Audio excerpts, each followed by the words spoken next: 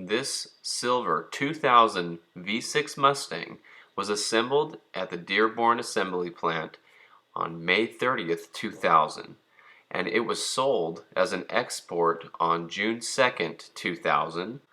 It was then shipped from New York to Belgium on July 7th, 2000.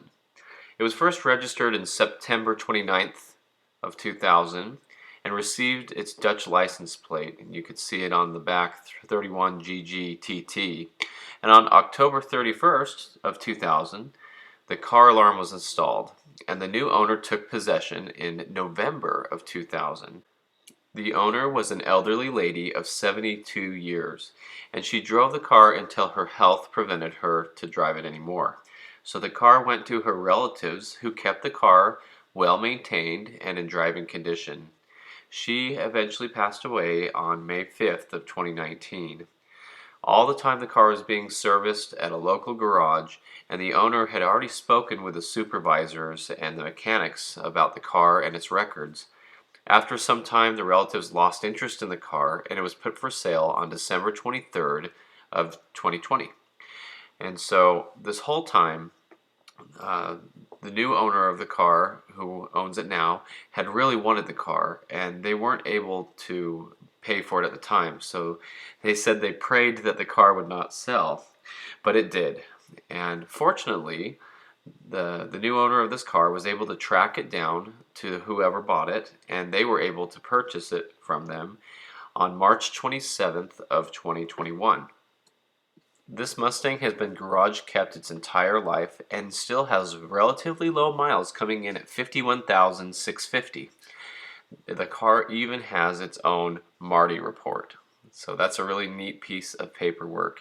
And you can see it also has the owner's manuals and some other documentation with it.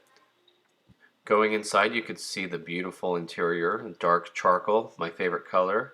I think this looks great inside of a Mustang. I always like having a dark dash, dark steering wheel. I've had different kinds, and I've enjoyed different kinds as well, but this is my favorite.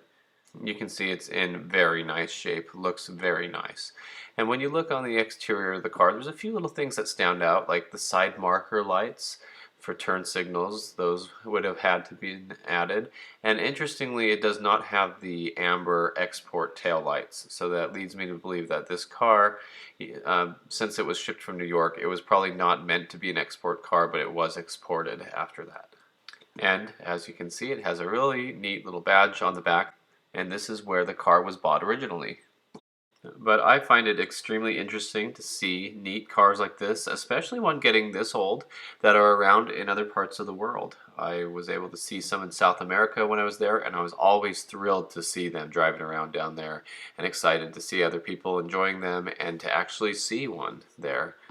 And remember that badge we saw earlier? Well, it appears here again with the owner's other Mustang, which is a 1981 Mustang Hatchback Ghia. This Mustang was also assembled at the Dearborn Assembly Plant on December 12th of 1980 and was sold as an export and received its Dutch license plate GX51FK on May 7th, 1981. It was purchased by an elderly gentleman who drove the car only on Saturdays to go to the pharmacy to get his medications, and he drove it until August of 2010. After that, the car was put up for sale, and it was purchased by a vintage car dealer. The car was sold on November 9th, 2010, and the collector who bought it serviced the car and put it in his collection. By this time, the car only had 22,587 miles on it. For the next few years, the car was only driven for its inspections, and by that time, this owner of the car had found it in July of 2017. It had 23,184 miles on it.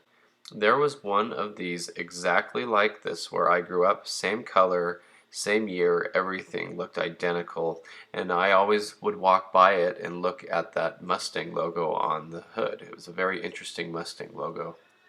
So here you can see the build tag, and there's some other neat documentation here and some advertisements in the other language, which is really neat to see. That interior looks very nice, and there's documentation as well. another Marty report and a build sheet as well. So I think it's really neat to see these cars over there, and it's nice that they are owned by someone who really loves them and takes care of them. So thanks for watching. I hope you enjoyed this, and stay tuned for more Mustang content.